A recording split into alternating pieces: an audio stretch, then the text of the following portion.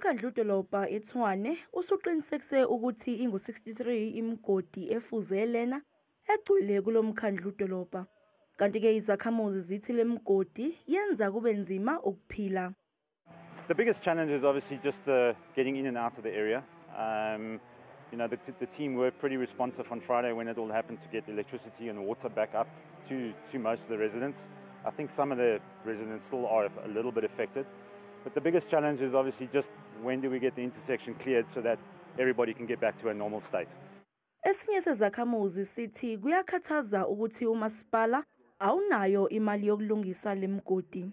It's so frustrating for such a big city or a big municipality not to have money to address such challenges, because this is just disaster in waiting.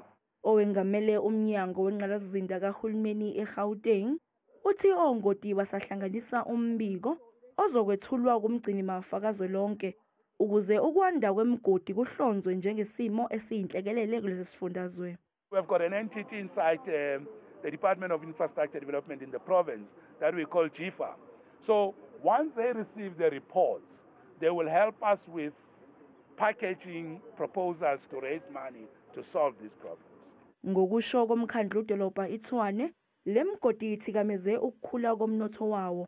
Kanti ke usubonge kakhulu ukungenela kahulumeni wesifundazwe kulenselele.